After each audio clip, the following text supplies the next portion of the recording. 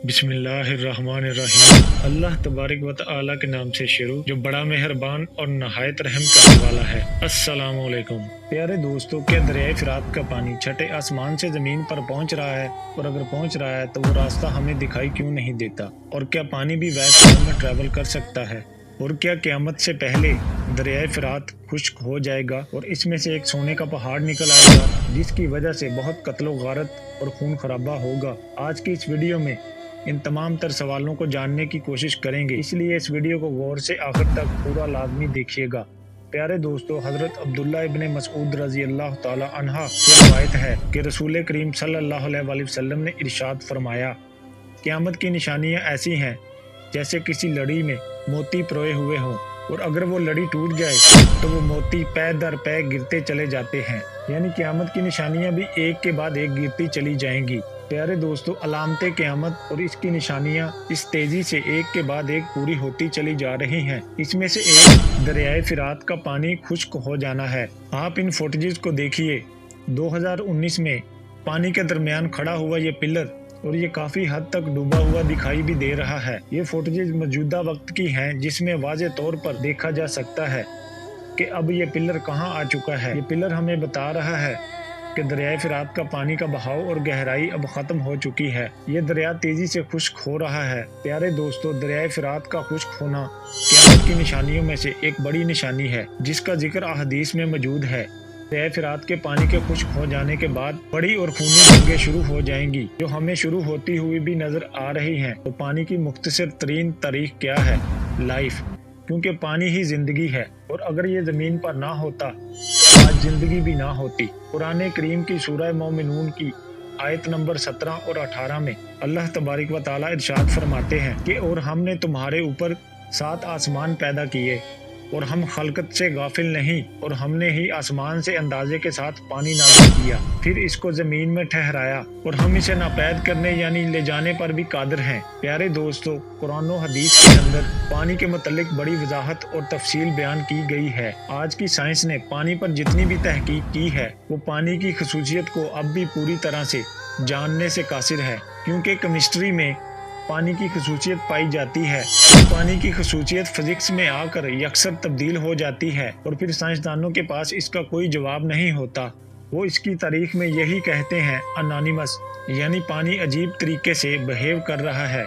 अब वो क्यों ऐसा कर रहा है इस पर अभी तहकीक जारी है। और दोस्तों, ज़मीन में नॉर्मल पानी के अलावा बहुत से पानी मौजूद हैं जिनकी खसूसियात और अहमियत बहुत अलग और मुनफरिद है। एक उन 2 दरियाओं का पानी जो कभी भी आपस में नहीं मिलता, जिसका जिक्र सूरह रहमान में किया गया है, और नबी करीम सल्लल्लाहु अलैहि वसल्लम ने हमें मजीद कुछ खास पानियों के बारे में आज से 1400 साल पहले ही बता दिया था, जिसमें से ये दरियाए फिरात और दरियाए नील है, और सबसे बढ़कर आब जमजम।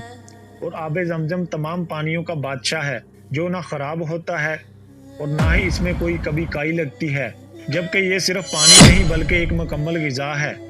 प्यारे दोस्तों, दरियाए फिरात का पानी अहदीस के मुताबिक सिदरतुल मुंतहा से आता है। ये पानी सिदरतुल मुंतहा की जड़ों से ज़मीन पर पहुंच रहा है। सिदरतुल मुंतहा एक बहुत बड़ा दरख्त है जो 7वें आसमान पर मौजूद है, और इस दरख्त की जड़ें छठे आसमान तक फैली हुई हैं। इसीलिए दोस्तों, दरियाए फिरात की बहुत अहमियत व फजीलत है, क्योंकि इसका पानी छठे आसमान से ज़मीन तक पहुंच रहा है। मगर ये पानी छठे आसमान से किस रास्ते या दरवाजे से आता है? मुमकिन हो वो कोई ऐसा दरवाज़ा या रास्ता हो जिससे आज की साइंस की ज़बान में पोर्टल वर्म होल कहा जाता है। मुमकिन हो कोई ऐसा वर्म होल या पोर्टल ज़मीन पर खुला हो जहाँ से पानी छठे आसमान से डायरेक्ट ज़मीन पर आ रहा है। दरियाए फिरात के खुश्क हो जाने की वजह से इसके अंदर से एक पुराना शहर ज़ाहिर हुआ है जो 3500 साल पुराना है। ताहम ये दावे बाद में गलत साबित हुए। ये शहर दरअसल 2022 में दरियाए दजल्ला के खुश्क होने से ज़ाहिर हुआ था। 1275 से 1475 कबले मसीह के दौरान दरियाए दजल्ला और फिरात के जनूब में मैदानी सल्तनत कायम थी। ये शहर उसी सल्तनत का एक तजारती हब था। अब यहाँ सवाल ये पैदा होता है कि दरियाए फिरात क्या वाकई خشک ہو رہا ہے اور لوگ اس میں سے سونا نکال رہے ہیں۔ پہلی بات تو یہ ہے کہ دریائے فرات میں پانی کا بہاؤ ضرور کم ہوا ہے لیکن مکمل طور پر خشک نہیں ہوا۔ دوسری بات، سونا شروع سے ہی سب سے زیادہ ڈیمانڈ والی دھات رہی ہے۔ دریائے فرات دنیا کی سب سے مشہور آبی گزرگاہوں میں سے ایک ہے۔ اس کے بارے میں ایسے دعوے کیے گئے ہیں اس میں بہت زیادہ سونا موجود ہے۔ دریائے فرات کی تاریخ ہزاروں سال پرانی ہے اور یہ بہت سی تہذیبوں کے لیے پانی کا اہم ذریعہ رہا ہے۔ کچھ لوگوں نے تو دریا کے کنارے میں کافی مقدار میں سونا ملنے کا دعویٰ بھی کیا ہے لیکن ان کے دعووں کے بعد کوئی تصدیق نہیں کی گئی اور نہ ہی اس کے متعلق کسی بھی قسم کے شواہد یا ثبوت فراہم کیے گئے ہیں۔ ماہرین کا کہنا ہے کہ دریائے فرات سے اب جو سونا نکالا جا رہا ہے اب تک ایسے کوئی شواہد نہیں ملے جن سے ثابت کیا جا سکے کہ دریائے فرات میں وافر مقدار میں سونا موجود ہے۔ یہاں پر سونے کے بڑے بڑے پہاڑ ہیں۔ اگر دریائے فرات میں سونا نہیں ہے تو پھر حدیث میں سونے کی بات کیوں کی گئی؟ تو پھر حدیث میں جو سونے کی بات کی گئی ہے وہ کس طرف اشارہ کیا گیا ہے؟ بہت سے لوگ کہتے ہیں کہ حدیث میں سونے کی مراد تیل ہے لیکن علماء کا کہنا ہے کہ احادیث میں بار بار واضح طور پر سونے کا نام لیا گیا ہے، اسی لیے اس سے مراد تیل نہیں بلکہ سونا ہی ہو سکتا ہے کہ دریائے فرات کے خشک ہونے پر کسی علاقے میں کھدائی کی جائے تو وہاں سے بے تحاشا سونا نکل آئے۔ یوں بھی ہو سکتا ہے کہ قیامت کے قریب اللہ تبارک و تعالی خود ہی دریائے فرات کے پوشیدہ خزانوں کو عام لوگوں پر ظاہر کر دے۔ نبی کریم صلی اللہ علیہ وآلہ وسلم کی پیشن گوئی قیامت کے قریب کے لیے ہے۔